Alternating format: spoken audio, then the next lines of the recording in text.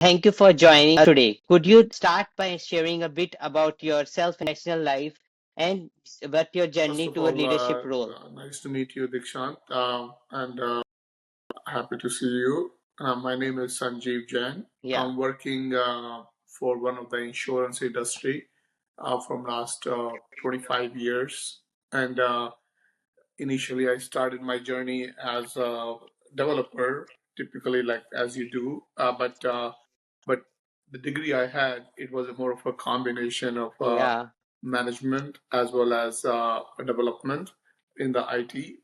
And my interest always been in the management, and the way I eventually like initially found out during my internship, one of the project I was assigned, we had to like automate the whole stock portfolio management.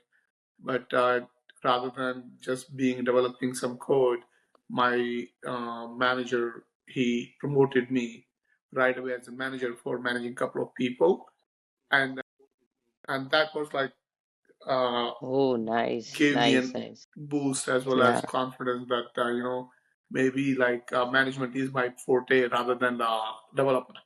So that's how I started my journey, and found out that Yeah. eventually I am meant for management.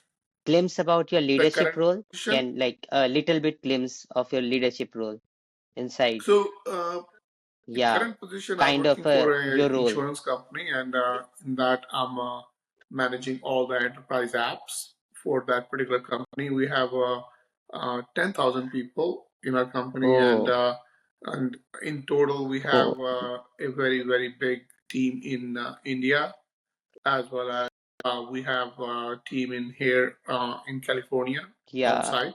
So in the combination, I have like around Yeah. 6 or 7 managers who work directly for me, and around like 80 people in the combination of offshore and onshore Okay. who are reporting directly to me. Yeah.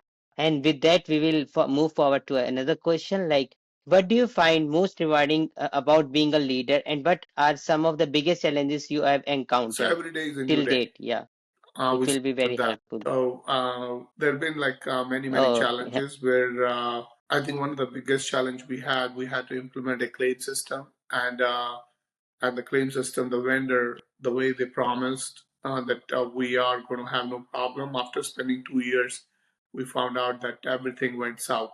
So then we had a lot of our customers Uh, who we had to have meetings every day, and to explain them why things are not being managed well, even though it's not your fault, Oh, but you are kind of directly responsible.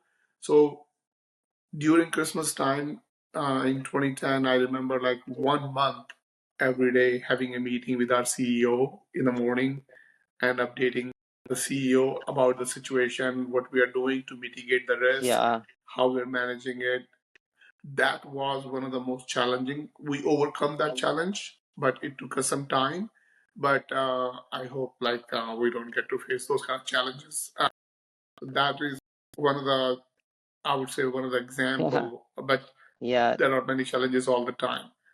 One one of the rewarding thing about you asked, uh, yeah, I think when people start respecting you, when it comes to your people reporting to you, or your business partners, or as well as your supervisor, yeah, your manager, uh, you can get more satisfaction feeling than that. And yeah. When the things are on the point as you wish, like you have, it will be more rewarding than as a bonus is. Like as you yes, expected, and for it some works people as it your way. It matters. will Like be for like some most people it rewarding for matters you money. For some in people that it field. matters the people. And for me, Money, money yeah, has always been the secondary part. The most important part is the people relationship.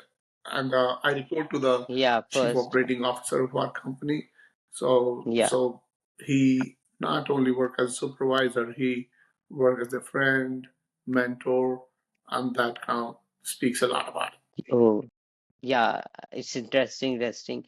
Now, how would you describe your leadership style and how has it evolved you over time? Like in the form of like how you feel like is you like a servant leader or like charismatic leader, or any leader you feel I will like not a name democratic myself or leader? In which anything, field but you let me assign share a story yourself? with you. So thing is like one Yeah, sure. time somebody come for like who's a diabetic person and goes to the other person and asks like another diabetic person who's been there for a long time that what should I do?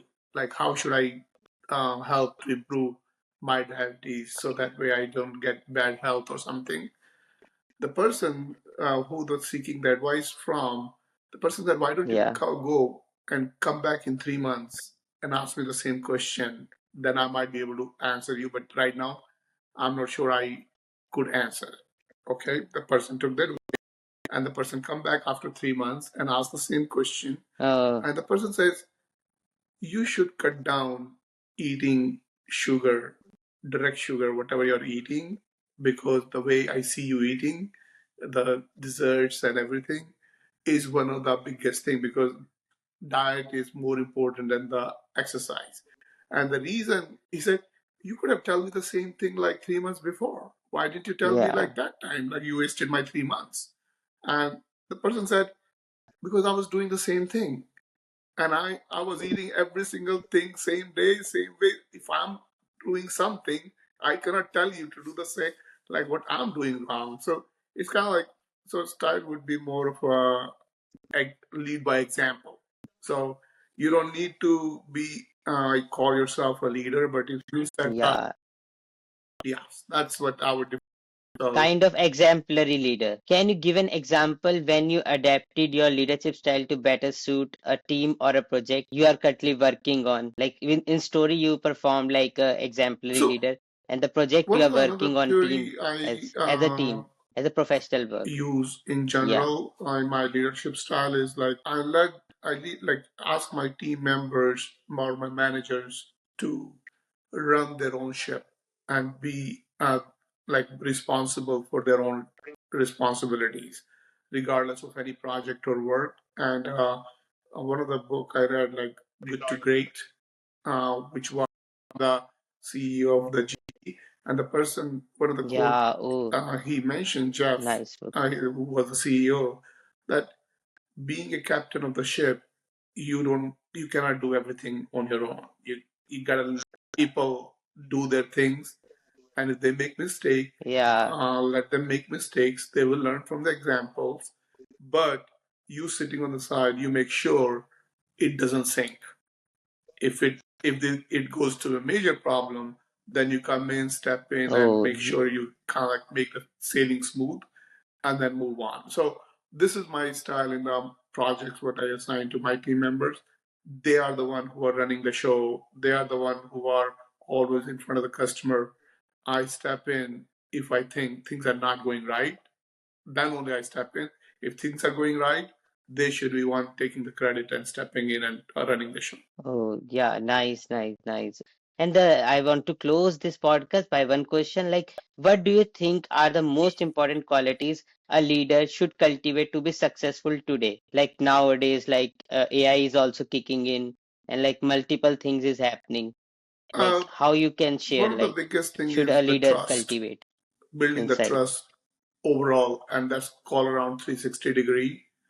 Because if you don't trust your team, you will always have a second thought and always doubt every single thing is being done by them.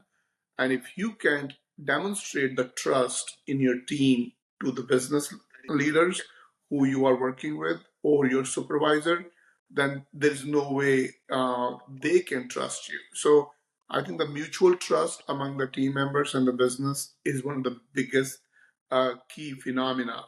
And then, and then I would say you always have to set the right expectation. So uh, one of the example is like you use the triangle of tiers theory. So you want the quality or quantity as well Yeah. as money.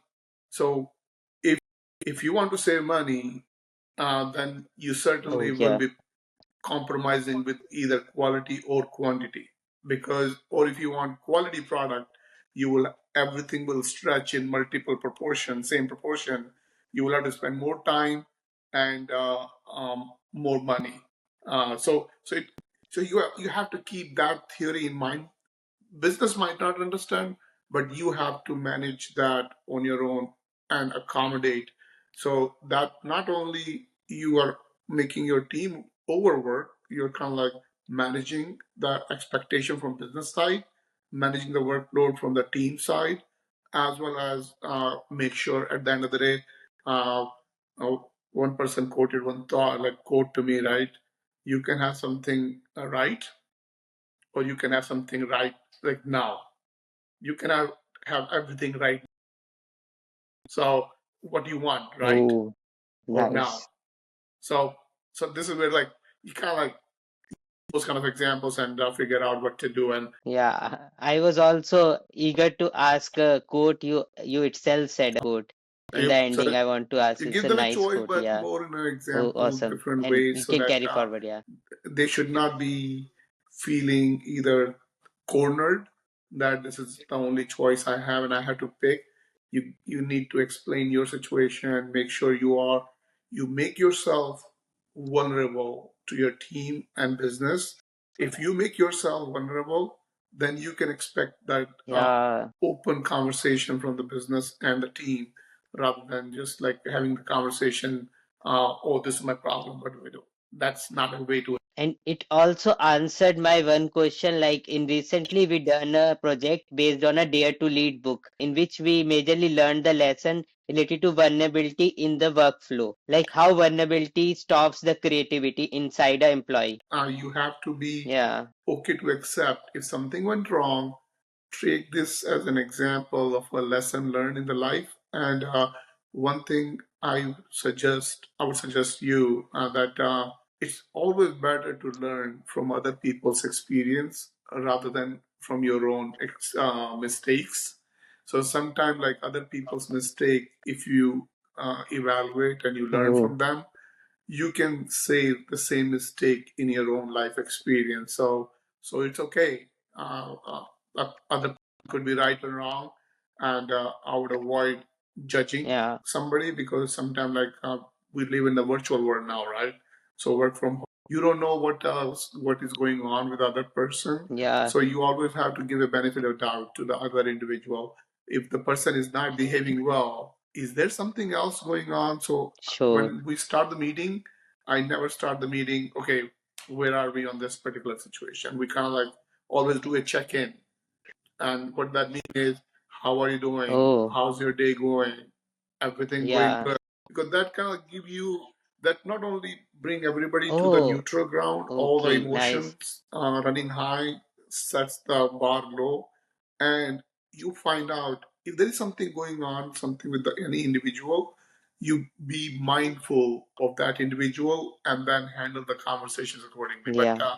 But you always do check in, how's everything going, and we're not going to talk about work at all in this check in for a couple of minutes. Yeah, it is a nice addition into like in future if I do a some meeting, it will be like a nice kind of addition in the meeting. Yeah, for personal questioning. Yeah. From that, it's wrap up our podcast for today. Thanks a lot, Sanjeev, for Wish you your luck, and if you presence. need Yeah, to reach out, it will be go nice. ahead, and we can have more Yeah, conversation if you need to. All right, good luck. yeah. Sure, sure, sure.